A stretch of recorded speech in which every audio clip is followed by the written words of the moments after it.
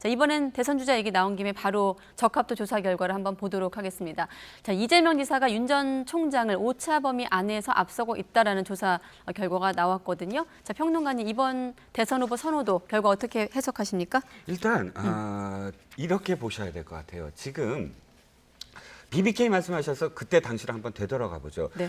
일단 그때 한나라당 경선이었어요. 박근혜 후보와 이명박 후보. 근데 박근혜 후보 쪽에서 BBK를 강하게 공격을 시작을 했습니다. 근데 전체적으로 봤을 때 일단 과정 속에서 이재명 후보가 충분히 방어가 가능했고요. 전체적인 지지율에서도 물론 앞서거니 뒤서거니 했지만 네. 결과적으로 봤을 때 이명박 후보가 그 한나라당의 최종적인 어떤 후보가 네. 됐습니다. 이건 경선 국면에서의 어떤 상황이에요. 즉 경선 국면은 양쪽 다 지지층이 결집됩니다. 그리고 양쪽의 지지층이 자신들의 어떤 경선 후보의 레이스를 계속 지켜보면서 대세가 누가 될지 또 상대 후보를 꺾을 사람이 누군지 그런 관점으로서 여론조사에 적극적으로 대답을 하는 그런 과정이거든요. 그렇기 때문에 현재 그 민주당 진영을 봤을 때 이재명 지사의 대장동 의혹 물론 영향을 주곤 있지만 그럼에도 불구하고 차곡차곡 쌓아나가는 순회 경선에서 이 승리의 어떤 득표율들 봤을 때 지금 이재명 이 후보가 전체적으로 대세다 꺾을 수 없다 이 정도의 어떤 의혹을 갖고 이재명 지사를 지금 만약에 내렸다가 다른 어떤 후보가 그럼 그만큼의 어떤 경쟁력이 있느냐? 네. 그러니까 상대적으로 가상 대결에서 뭐 이재명 후보만큼 다른 후보들을 야당 후보들 앞서는 후보가 있느냐? 이런 전략적 판단이 이 지지율에 영향을 미칠 수밖에 없는 것이고 사실은 똑같이 야당도 마찬가지예요. 지금 야당의 어떤 지지율도 그렇기 때문에 네. 현재 양쪽 경선 국면에서 사실 대답을 안 하는 그러니까 응답률에서 안 잡히는 무당파라든지 부동층은 네. 사실은 본선에서 보거든요. 그리고 또 투표율이 가까울수록 결심의 어떤 그런 그 상황이 될 수밖에 없으므로 지금의 상황은 양쪽 다 선두인 그런 후보들의 대세를 지금 짐작해하는 지지층의 결집의 결과다 이렇게 판단할 수밖에 없죠. 제가 앞서 내용이 많다 보니까 오차 범위 안에서 앞섰다고 표현한 것 같은데 오차 범위 밖에서 앞서고 있는 거죠? 다 좀 큰 차이로 앞서고 있습니다. 예. 저는 이번 여론조사가 2주 전과 비교했을 때 이재명 그 갤럽 조사에서는 항상 이재명 후보가 앞섰었어요. 이제까지 보면은 선호도에서. 그런데 격차가 벌어졌습니다. 네. 이재명 후보와 윤석열 후보의 격차가 더 벌어졌는데 저는 거기에 가장 결정적인 역할을 한 게 곽상도 의원의 아들 이른바 50억 게임이 여론에 영향을 미쳤다. 네. 자, 이렇게 보면 대장동 관련돼서 어느 한쪽에 불리한 이슈가 터지면 바로 여론에 영향을 미친다라는 걸 저는 단적으로 보여준다고 그래요. 그렇게 본다면 뭐 윤석열 후보가 직접적인 관련이 없었어도 이게 이재명 게이트냐 야당 게이트냐 서로가 이제 그렇게 공방을 주고받는 가운데 사실은 이재명 게이트의 구체적인 증거는 나와 있지 않거든요. 그런데 야당 게이트라고 하는 것에 증거가 딱 나오니까 하나가 나오니까 그것에 여론을 즉각적으로 여론이 반응한다. 네. 그러면 앞으로도 이럴 거라는 거죠.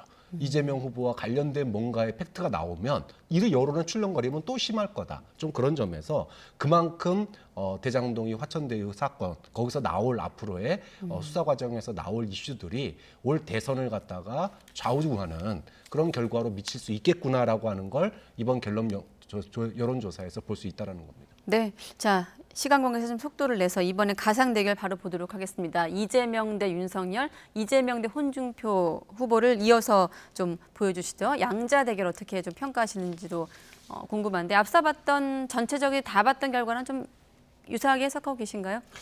그러니까 이것도 사실 갤럽 조사에서는 이재명 후보가 좀 앞서고 있어요. 그런데 여타 매주 하는 또 다른 리얼미터라든지 혹은 여론조사 공정이라든지 KSOI라든지 약간씩 좀 다르거든요. 지속적으로 윤석열, 홍준표 후보가 이재명 후보에 앞서 있는 가상 대결도 있어요. 그래서 현재 단계에서 갤럽만 갖고 이게 격차가 많이 벌어졌구나라고 제가 단언하기에는 다른 여론조사들의 어떤 추세도 좀 좀 봐야 된다고는 생각을 합니다. 근데 네. 전체적으로 봤을 때 갤럽이 되게 보수적이에요. 그 이 움직임 자체가. 네. 그런 어떤 상황 속에서 이 격차가 벌어지는 건 저도 교수님 말씀처럼 지금 전체적인 흐름에서는 야당보다 여당이 지금 좀 유리한 어떤 국면인 것으로 쌓이는 해석이 됩니다. 하지만 이 차이, 예를 들어서 여론조사, 오차범위 바깥으로 완전히 뭐 이렇게 그 고착화됐다거나 이렇게 단언하기에는 이번 주의 상황이 정말 하루하루가 엎치락 뒤치락하는 어떤 이슈들이 있기 때문에 네. 내일 상황에서 또 저는 상황이 바뀔 가능성도 굉장히 많다고 저는 여겨집니다. 네, 일단 조금 여러 가지 화면 지나갔는데 자 이재명 대 윤석열, 이재명 대 홍준표를 받고 그다음에 이번에 이낙연 대 윤석열, 이낙연 대 홍준표 내용까지 포함해서 좀 가상 대결. 이낙연 전 대표 같은 경우는 지금 최근의 추이 어떻게 좀 해석할 수 있을까요? 네. 뭐 이낙연 후보 같은 경우에는 사실은 이제 민주당 지지층에서의 지지율 격차는 이재명 후보가 훨씬 앞서고 있죠. 뭐 그런 점 이제 경선의 그 결과들이 반영되고 있다고 보이고요. 네.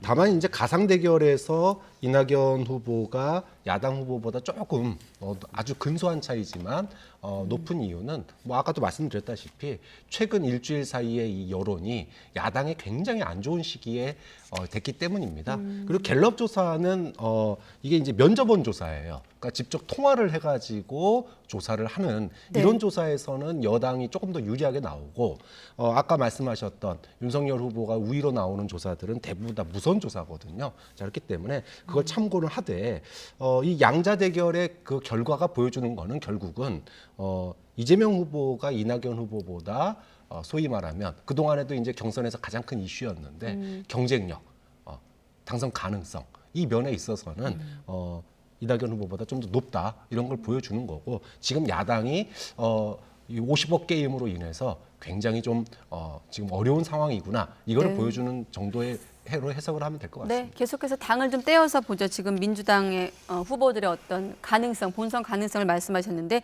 이재명 후보가 이낙연 전 대표를 10%포인트 이상 앞서는 결과가 나오기도 했거든요. 그러니까 민주당 대선 후보 선호도 이재명 후보와 이낙연 후보 또 박영준 후보를 포함한 결과 보여주시죠. 자, 평론가님 네. 어떻게 좀 보십니까? 갤럽에서의 조사만 갖고 비교했을 때 사실 정말 그 지난 주말에 민주당으로서는 대주주라고 할 수 있어요. 호남 당원들이 네. 이 대주주의 이 생각을 이제 이 다른 어떤 지역의 어떤 지금 남아 있는 당원들이 읽었거든요.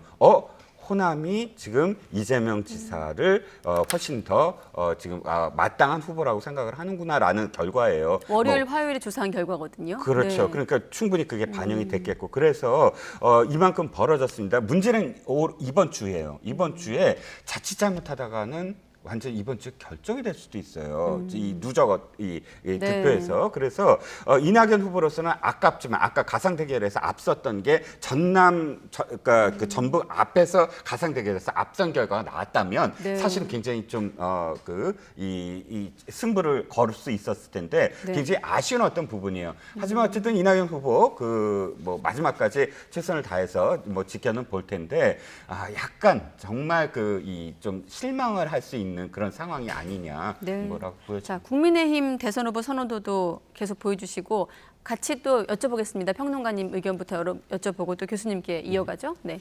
네, 지금 국민의힘 대선 후보의 선호도에서는 홍준표 후보가 좀 앞서고 있습니다. 네. 뭐 홍준표 후보 입장에서는 오차범위 바깥이긴 하지만 굉장히 지금 고무될 거예요. 왜냐하면 네. 당원이 30%로 늘어나거든요.